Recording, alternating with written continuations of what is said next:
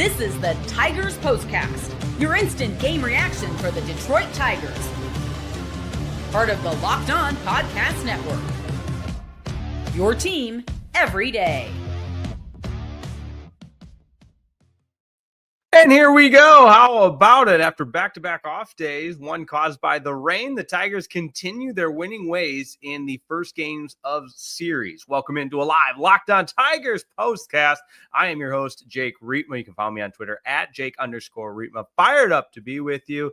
And for the seventh time in the season, 7 out of 9 series, the Tigers have begun the series with a win. 4-3 today over the Baltimore Orioles. And the fun's just getting started because it's game one of a doubleheader. Here's what we've got on tap for today's show. Our first show of two, because we'll be with you after the second game of the doubleheader as well. And this was a game where the Tigers had tremendous defense all the way through. We'll discuss some of the plays made, probably most notably by Riley Greene. Spencer Torkelson with some impressive plays on the defensive side as well. There was a torque bomb, and the bullpen wasn't necessarily sharp, but Will Vest got it done with the 4-out save. Of course, I'll have our talking points, player of the game, and turning point. That's all next on a live Locked On Tigers postcast here on Locked On Tigers, your postgame destination for all things Detroit Tigers, free and available wherever you get your podcasts, and of course on YouTube as well. It's all part of the Locked On Podcast Network, your team each and every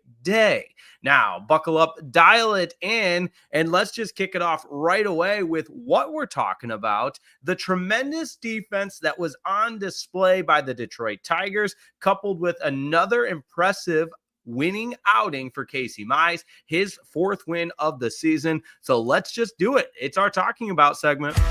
This is what you'll be talking about.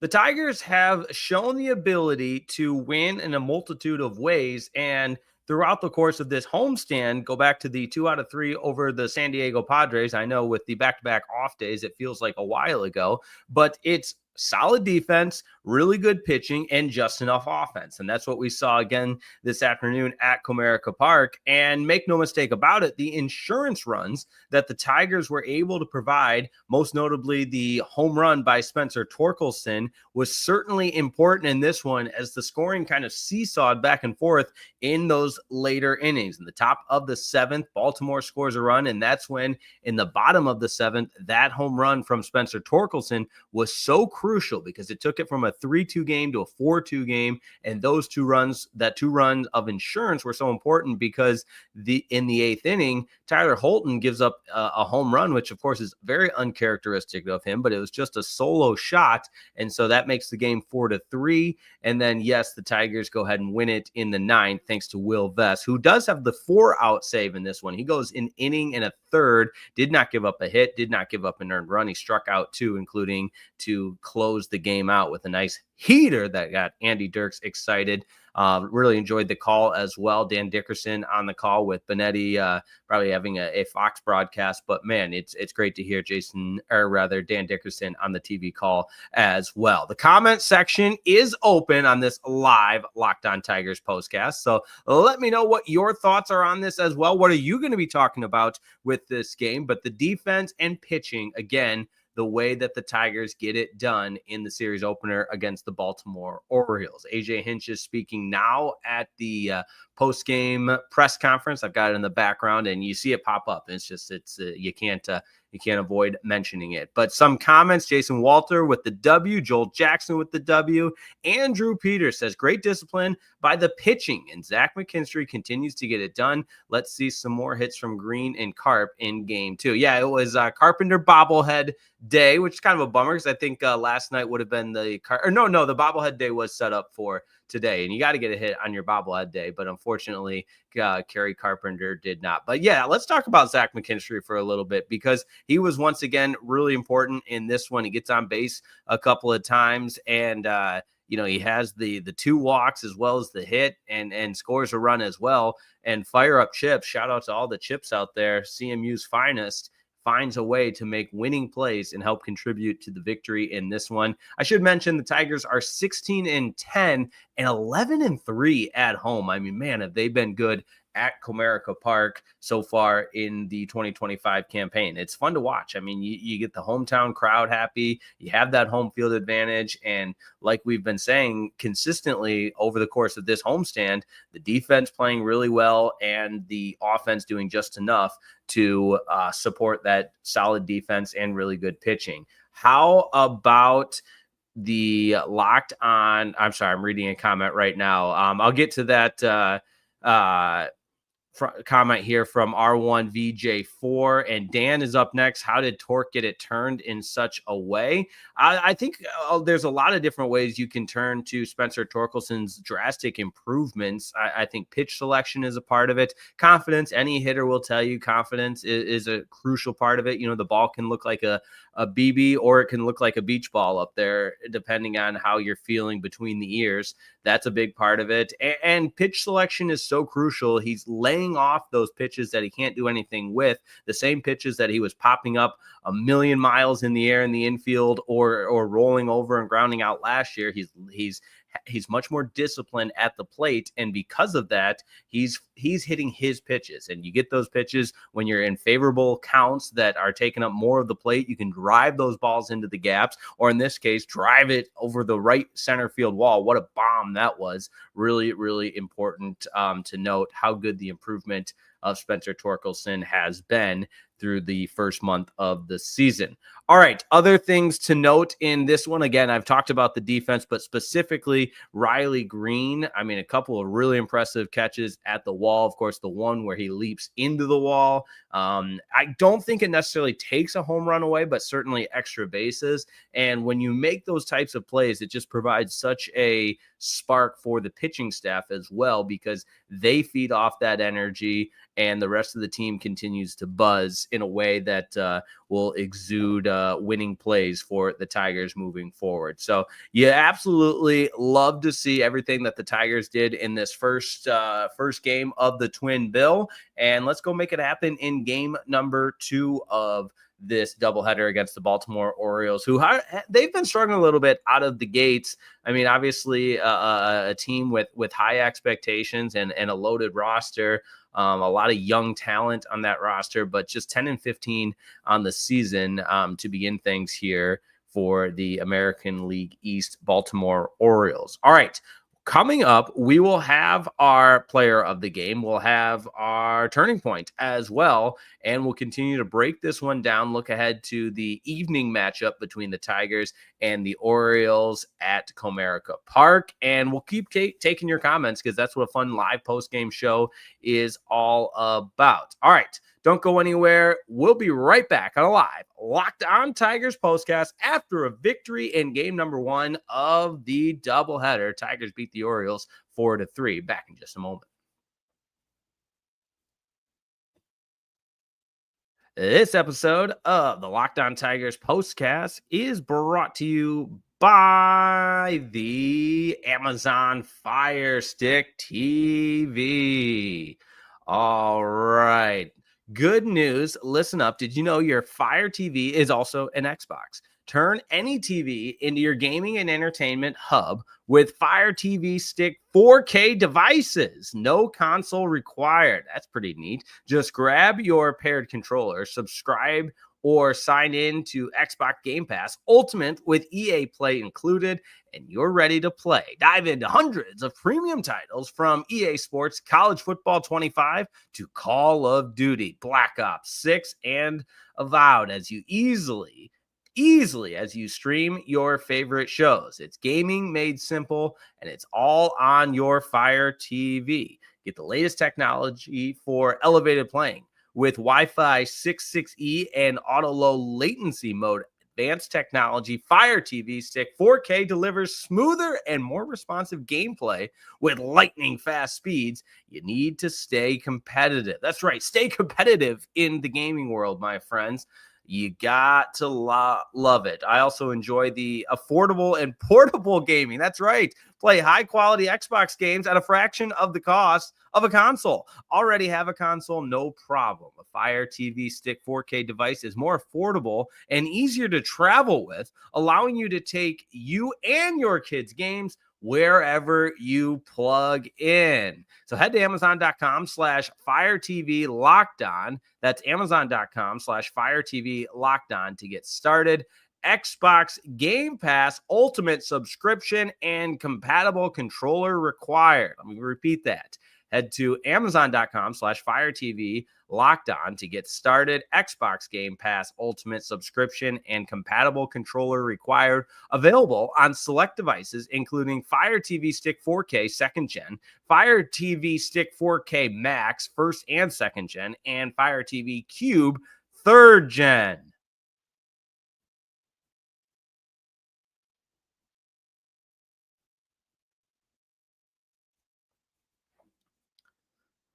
Woo, that was a lot. Welcome back to a live Locked On Tigers postcast. All right, here we go. A couple more comments to get to. We got Marty Hodges. Greetings from Germany. Good win for the Tigers. Bless you, boys. There you go. Demetrius McNeil. Big play of the game has to be Riley Greene. Only one alley-oop in this series from Cade to Jalen. All right, we're all over the place here. Yeah, we got Pistons postcast. We will have a postcast tomorrow after the game number 4 from LCA. And as part of Locked On's initiative to synergize the post-game shows with the corresponding channels, the Locked On Sports Detroit after the playoff series will be going away. So I think I've mentioned that before, but all of the shows will just be on their respective channels. So that's why you see Locked On Tigers postcast on Locked On Tigers. The Locked On Lions postcast will go on Locked On Lions, and the Locked On Pistons postcast will go on Locked On Pistons after the playoffs. Okay.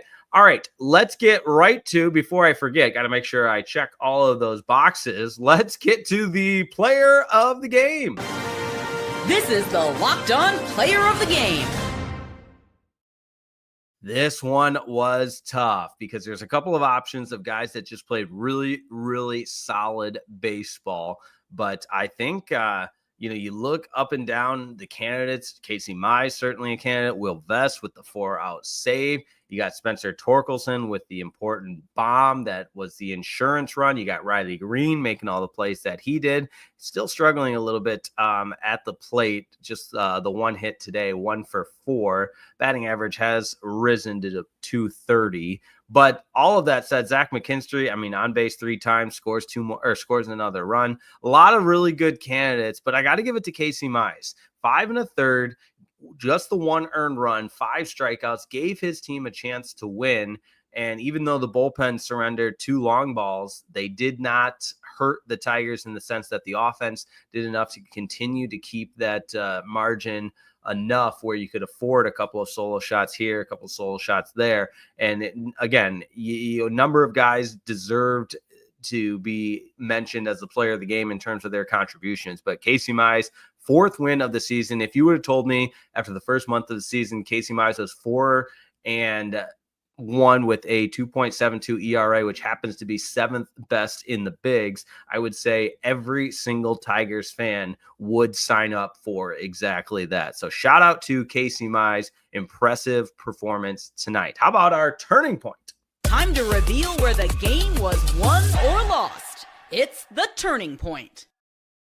This game turned for the better when Spencer Torkelson hit that home run to put the Tigers up by 2 because it gave the insurance needed and some of those plays defensively when the Orioles were mounting that rally in the 6th inning the top of the 7th inning where they get just the 1 run. A lot of it was because of tremendous defense played by the Tigers. You get Spencer Torkelson making the catch near the tarp there. That's not an easy thing to do. When Spencer Torkelson fields the ground ball and comes home, he makes the play look easy. But as Andy Dirk said on the telecast, it is not an easy play. He just made it look easy. And so, again, those are winning plays that turned this game for the better for your Detroit Tigers. All right, the upcoming game tonight, second part of the doubleheader, the old second game of the Twin Bill, provides an opportunity to see where the Tigers can go ahead